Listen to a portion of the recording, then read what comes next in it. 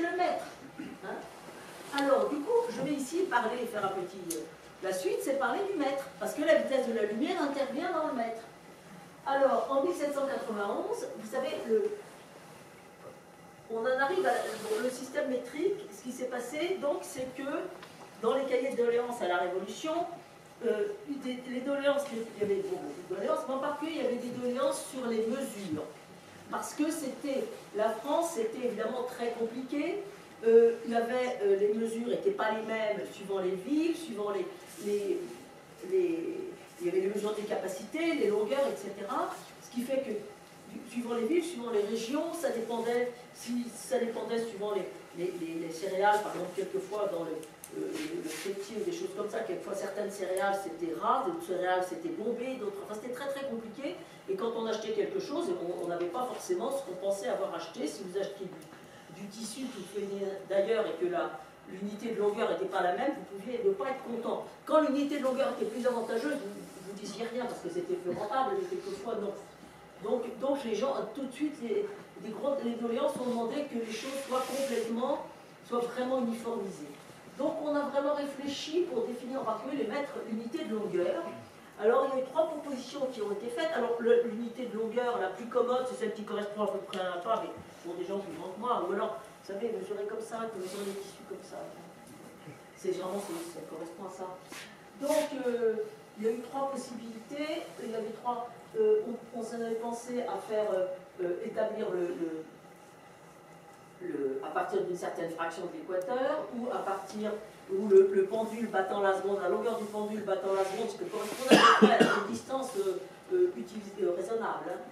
Enfin, je veux dire, qui correspond à peu près à l'usage habituel, ou donc la longueur du pendule battant la seconde au 45e degré de parallèle, ou une certaine partie du quart du méridien terrestre. Alors l'idée c'était que on voulait que ça soit complètement universel. Et alors là, je veux dire qu'on a pratiquement complètement réussi. On voulait que ce soit une distance universelle qui s'étende sur tous les pays, tous les mœurs, tous les temps.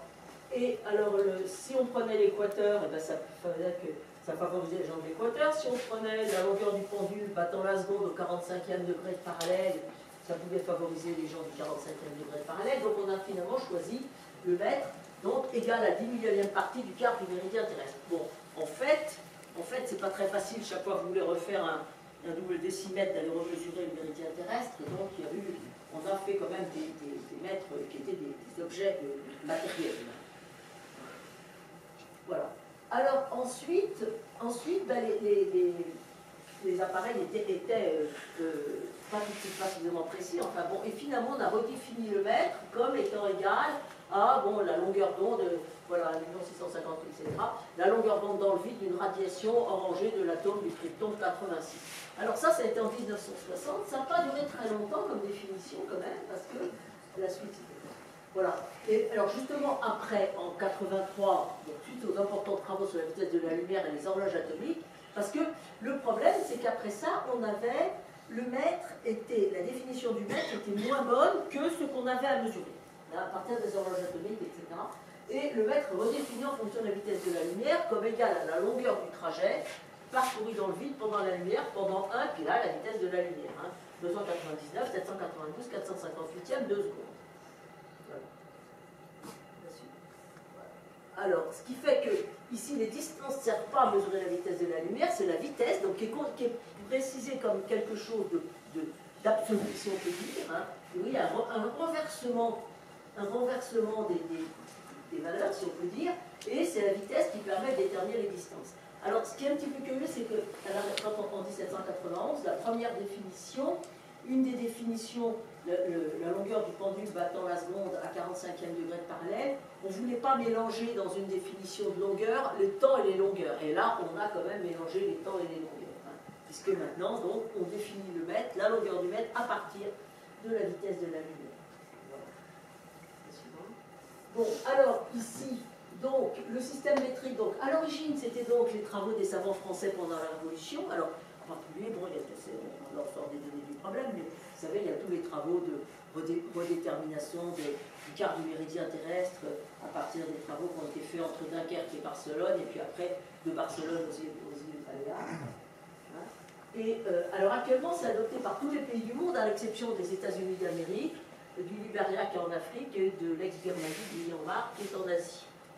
Alors ce qui fait que pour les Américains, il y a une fois, ils avaient lancé une sonde, une des sondes américaines qui était lancée vers Mars.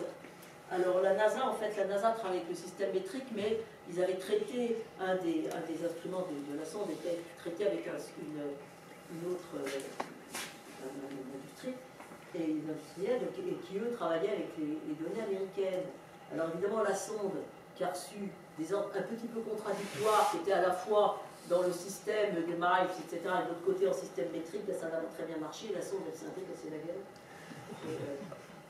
Ça a un petit peu fait ricaner les astronautes français qui n'étaient pas à ce moment-là animés par la plus pure charité chrétienne. Les conversations à la cantine n'ont pas été ce jour-là très très charitables. Bon, parce qu'en plus, ils avaient déjà 32 mètres. Hein. Bon, bon, ça c'est hors antenne. Hein. Bon, alors maintenant, oui, ça c'est très intéressant. Je voulais reprendre, je suis quand même astrophysicienne. Voilà. Donc, les satellites galiléens, qui sont donc les premiers acteurs de cette histoire, j'avais dit qu'ils étaient très importants parce que c'était les premiers astres qu'on observait, qui n'étaient pas. On démontrait très bien que la Terre, que tout astre ne tournait pas autour de la Terre, donc c'était très important. Ça a été un des éléments importants pour la théorie, pour les travaux de Galilée. Donc, il disait que ce n'était pas la Terre qui était au centre du monde. Hein. Alors, c'est le premier point. Deuxième point, ils ont servi à déterminer la finitude de la vitesse de la lumière. Et troisième point, hein, ça c'est à l'heure actuelle, on est en plein dedans, hein, que c'est de très bons candidats pour la recherche de la vie, d'une vie extra, qui ne soit pas sur la Terre. Alors, Io en fait, Io est très près de Jupiter, donc il est déformé, il y a des effets de marée très grands, et il y a des volcans. C'est une planète, bon, ça la vie sur Io, c'est pas encore, non, ça c'est un peu difficile à imaginer pour l'instant. Europe s'est glacée, la couche de glace sur Europe, c'est un peu comme une banquise, et on pense qu'il y a un océan, on n'est à peu près sûr qu'il y a un océan, donc on peut être sûr qu'on n'a pas été y voir, mais enfin il y a vraiment beaucoup de présomptions qu'il y a un océan liquide sous Europe, et puis là on vient de découvrir un océan sous Ganymède, hein, c'est ça. C'était découvert des... Voilà, alors il y a beaucoup de planètes avec des océans souterrains, c'est un peu à la mode, j'ai des Américains qui disent il y a un océan sous Pluton parce qu'il y a un océan sous tellement d'objets qu'il y a sûrement un océan sous Pluton. C'est un peu faible comme preuve, mais quand même, ça veut dire que alors, des océans souterrains, on en découvre de plus en plus effectivement, enfin, on pense, on suppute, hein, qu'il y en a de plus en plus. Et alors, est-ce qu'il peut y avoir la vie dans ces océans d'eau liquide ou de liquide, voilà. Donc c'est très important que ces objets, c'est très intéressant de voir combien ces objets, hein, ces astres, ont été importants pour l'histoire de la science.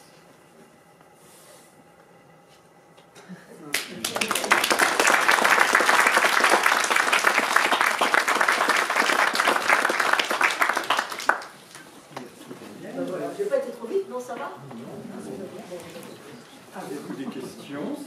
Est-ce que la vitesse de la lumière a été constante dans le temps? Est-ce qu'on le sait? Ou est-ce qu'on a des idées? Ah, j'ai jamais entendu parler de ça. Parce que... Bon, ça, je sais pas. Par exemple, la constante de Hubble, on sait qu'elle a... Ah oui, mais c'est pas du tout la même chose. Parce que... Oui. Est-ce qu'on s'est posé la question? Et qu'est-ce que ça changerait? Je sais pas. Non, mais c'est intéressant, mais je vois pas. C'est intéressant parce que c'est quand même. Oui, mais la question, c'est que je ne vois pas du tout comment on peut avoir une réponse. Oui, peut-être pas. Je ne vois pas qu'est-ce qu'on pourrait avoir comme élément qui nous permettrait d'avoir une réponse à cette question. Parce que c'est une constante fondamentale. Oui, mais à ce moment-là, c'est difficile parce que si ça fait partie des lois fondamentales de la physique, des constantes fondamentales de la physique, et on a quand même tendance à penser que, sauf au moment du Big Bang, enfin, les astronomes vous disent, et les physiciens disent les lois de la physique sont constantes, impondérables, elles sont valables tout le temps, partout, tout le temps, en tout lieu. Bon. Donc, elle ne suit pas l'expansion de l'univers, par exemple. Ça, c'est ridicule. Je sais pas, je veux voir ce que ça donne. Non, j'ai jamais entendu parler de ça. Non. Désolé pour... Non, pas du tout. inventer un univers comme ça aussi. Mais c'est comme c'est une constante de la physique, je ne crois pas.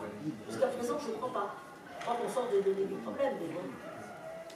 Oui, et très proche de la première question. Non, mais attends, J'ai dit comment on va terminer. Est-ce que c'est une constante? Pourquoi on n'a pas choisi à 300 000 km Parce que oui, mais alors à ce moment-là, oui, mais à ce moment-là, ça aurait vraiment changé la valeur du on aurait mètre. changé un petit peu le mètre, mais... Ah non, mais ça aurait vraiment changé la valeur du mètre. Non, non, ça c'était... Alors, parce que là, quand même, quand on donne une définition, quand on a donné des définitions du mètre de façon à être le plus près possible des définitions précédentes, sauf s'il y avait une erreur. Disons que, théoriquement, quand on est passé d'une définition du mètre à une définition suivante, c'était pour augmenter la précision. Hein, c'était pour augmenter la précision et c'était pas pour changer le truc. Donc, à chaque fois, je pense que chaque définition qui a été donnée est restée dans les limites de l'imprécision. Alors, on dit l'erreur, mais c'est pas très bien parce que là il manque un mot en français. Parce que le mot erreur a deux sens, soit le mot imprécision, soit le mot faute. Et là, quand on dit une erreur physique, c'est pas une faute, hein, c'est pas je me suis trompé, c'est l'imprécision. Et théoriquement, l'incertitude. Et quand on donne une définition, c'est simplement pour préciser l'incertitude. Donc théoriquement, on rentre dans la barre d'erreur de la définition précédente. Et on ne peut pas la changer. Hein. On peut la changer, mais à ce moment-là, c'est plus le maître. C'est plus le maître. Ah bah oui, quand même. Pour 10 000, Quand dans même. les usages courants, ça fait. Oui, mais justement, là, le problème, c'est quand on change la définition du maître, c'est pas à cause des usages courants. C'est pas à cause des usages courants. C'est en particulier quand on détermine avec une extrême précision, d'abord c'était pour les horloges atomiques ou des choses comme ça, ou déterminer avec une précision extrême les distances des objets entre eux du système solaire qu'on fait avec des radars ou des choses comme ça. C'est à ce moment-là que la précision, les précisions données sur le mètre est insuffisante. Donc si en plus on change l'unité, alors là, on peut, mais ça fait des calculs en plus. Une source d'erreur en plus. Et voilà comment des satellites, ça se crache sur Mars. Comme des sondes, ça se crache sur Mars. Voilà. Comment les Américains définissent-ils leur unité de longueur? Je crois qu'en science, ils utilisent le mètre. Bah oui, mais dans la différence, non? Pardon? C'est le mètre. Officiellement, ils ont quand même passé au système métrique, non. Mais comme ils disent, ils n'ont pas réussi. Non, je crois qu'ils n'ont pas du tout essayé. Les Anglais, les Britanniques, eux, sont passés au système métrique. Pas encore tellement. Hein. Pas encore tellement. La femme de bière. Non, mais ça, c'est oui, mais... Non, je crois pas que les Américains, ils ont décidé de... Non, moi, je sais qu'en Bretagne, enfin je ne sais pas maintenant comment c'est, mais il y a quelques années, les maîtres de Pondurière avaient le centimètre d'un côté et le pouce de l'autre. De la ratification de l'accord international. Oui, mais les Américains n'ont pas fait l'accord international. Après, les Anglais ont signé, mais ils n'ont pas tout à fait signé. Ben, pas encore, non. Non, ça c'est vrai que c'est vrai dans la vie. Mais bon, même pour nous, ça n'a pas été facile en France non plus. Hein. Oui, les gens, ils ont faut abandonner la lieue qui correspond au trajet qu'on fait en 1 heure. C'était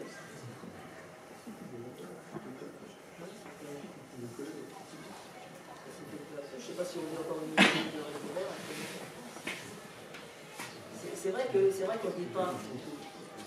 Même les heures, maintenant les heures en France, on dit 13h45, rendez-vous à 13h45 au lieu de 13h moins le quart, c'est bizarre. Hein. Non, mais c'est vrai, hein, la plupart des gens maintenant disent 13h45, ah oui, 2h. Les Britanniques n'utilisent jamais ça, les PM, quand c'est la fin. Alors je ne sais pas comment ils définissent là, leur unité de longueur.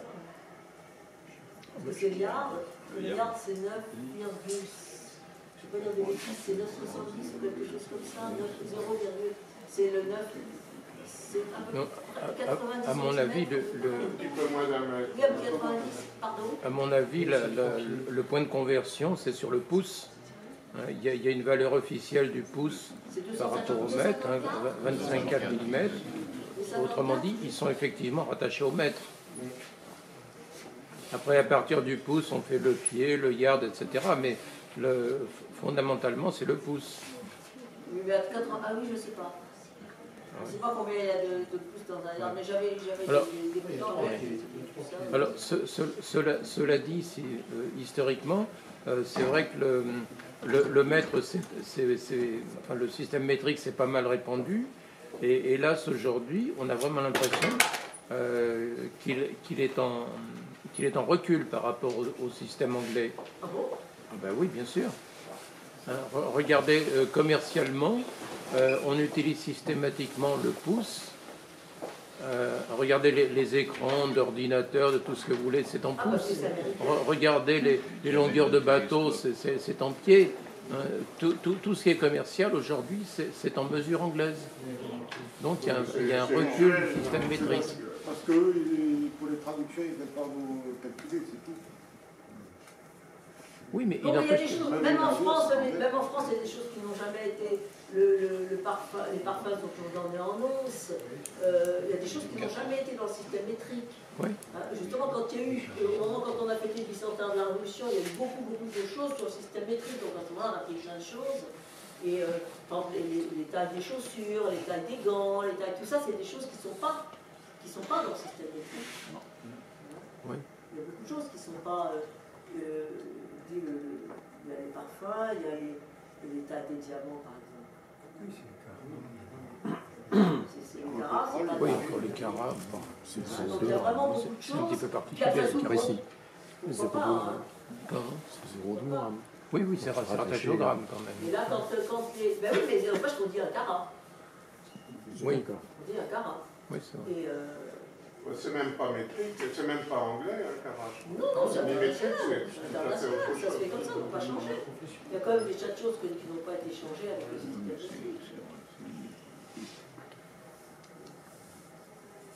Alors c'est vrai, ce qui est un peu marrant, c'est vrai que quand on utilise la livre, en France, donc il y a la moitié d'un kilo, c'est vrai qu'on dit livre, 3 quarts. Les pressions sont données à l'heure actuelle en hectopascal, Oui. ce qui est quand même un truc assez tiré par les cheveux. On a complètement perdu les millibars ou ce genre de choses. Mais la valeur normale, c'est le pascal par mètre carré. Quand on regarde le pascal par mètre carré, pour une pression atmosphérique, on se retrouve avec des 0,000 Oui, et on l'a appelé hectopascal. Ah, oui. C'est un peu pour retomber sur nos pieds, mais Oui, bon, non, mais ça c'est fait sûr quand que même... quand il s'agit, pour éviter de trimballer des valeurs trop compliquées, c'est sûr qu'à ce moment-là, on se crée sa propre unité, ça c'est sûr aussi. Hein. C'est sûr aussi.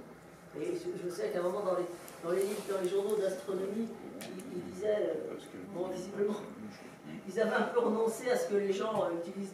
Ils disaient, bon, je sais bien que les astronomes ont un peu des valeurs, des données personnelles, mais c'était du style exagéré quand même pas, quoi. C'était un peu ça. C'était un peu ça.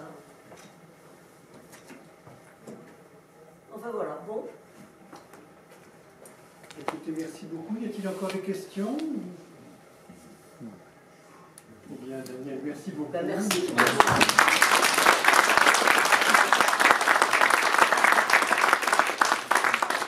Daniel Briot est encore parmi nous maintenant, quelques instants, et que vous dédicacez des livres, écrivaines, des livres, ce que disent les lecteurs.